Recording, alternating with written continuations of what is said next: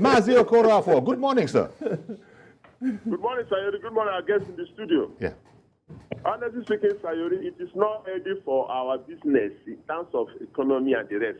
You see, when we talk about this flight, the airline is the cheapest means of traveling as far as Nigeria is concerned, even other countries, because you cannot transact business outside Nigeria by going by rail or by train. It will take, even if you go through ship. Now look at today. Today, for example, in Nigeria, Station Atlanta is selling the highest economy ticket at 1.7 million. Lagos, London, Lagos. Like, it is cheaper to buy the ticket from London to Nigeria than to buy from London. Or if you have a friend down there, they will buy it and do this thing for you at around 5 something. Now, not anymore. If all these airlines. Now, I'm just hearing from one of my guests that not anymore, Mazi. It used to be the case, not anymore. But not anymore, I am being told. Not anymore. But what we are facing today is this. When they suspend all these airlines, it is not healthy for us. Do you know that today Nigerians go to Ghana to buy tickets? I agree. Are you aware of it?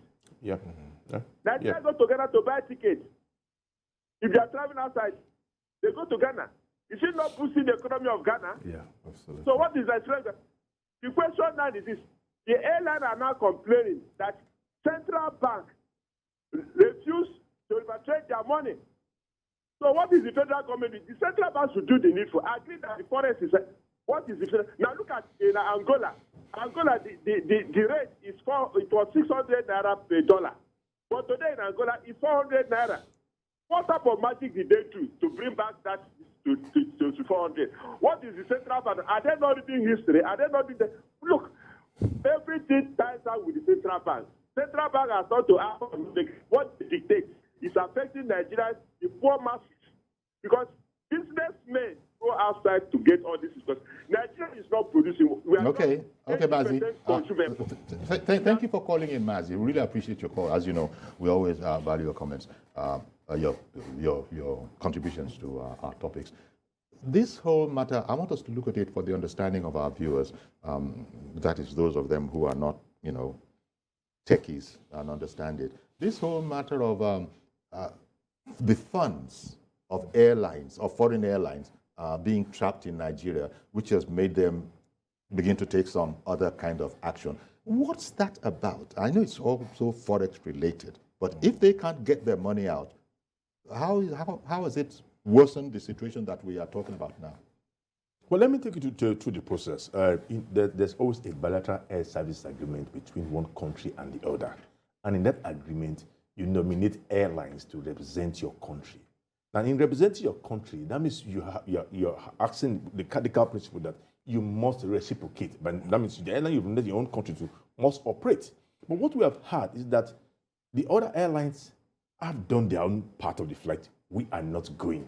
And somewhere along the line, because of the demand from Nigerian passengers who are always eager to travel, this country ask for extension, extra flight, and extra entry point. In asking for this extra flight and extra point, they also increase gauge. Gauge means the aircraft itself. So they use bigger aircraft just to ensure that they can use the allocated frequencies for them maximally. Now, in doing this, they generate revenue. Now, this revenue are supposed to be remitted on a daily basis after paying all local taxes. Local means Nigerian taxes, taxes and charges. Thereafter, whatever remains will be remitted at the official rate of exchange for that day. Okay. For that day. So if I am having 40 million as my revenue after all taxes and charges have been paid, that means for that they have 40 million. So anytime you're remitting my money, you're remitting 40 million to me. So we've defaulted. Nigeria has defaulted. Yes. The money is in especially on the daily. On the daily, yes. But at times you might want to go and wait for you to do it in a month. But it kept moving. Sometime in March it was 284. It moved about 450 in June, July, and now we're looking at about 600 million. This includes non-IATA airlines. Putting the figure together. So, but that's the thing we have defaulted in remitting, and that's why you saw the letter from Emirates. Emirates was even very careful. Emirates first wrote, they came down here, met with CBN. The CBN official agreed that they were going to work on it and they were going to do something. That was not there. Then they wrote a letter. Wait, they wrote a letter about 2 months ago stating that, a month ago, that well, they would have to reduce their frequencies because they have tried to even buy fuel in Nigeria with the naira they have. But the marketers have refused to accept naira from them. So they have to bring dollars from their country to pay for aviation fuel in Nigeria. It's almost like a double jeopardy for them. Exactly. I've been holding on for Mr. George. Good morning, Mr. George in Ikeja.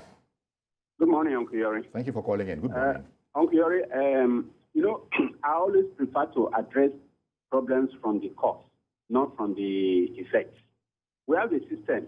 Can you hear me? Yes, we can hear you. We have a system where the central bank has not received $1 single from NNPC for 6 months. They said because of oil theft, there is no money, and the NNPC is using the little they are getting to pay for subsidy. So where is the central bank going to get the dollar to finance all these problems we are talking about? So if we want to solve the problem, let us solve it from the root. Who is stealing the oil? And how do we get it solved? Before all these ones are effects, let us go to the roots.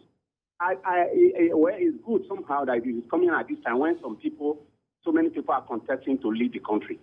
Each candidate must come and tell us what they want to do to our oil industry. As it is now, Uncle Yori, we are talking about not being able to fly.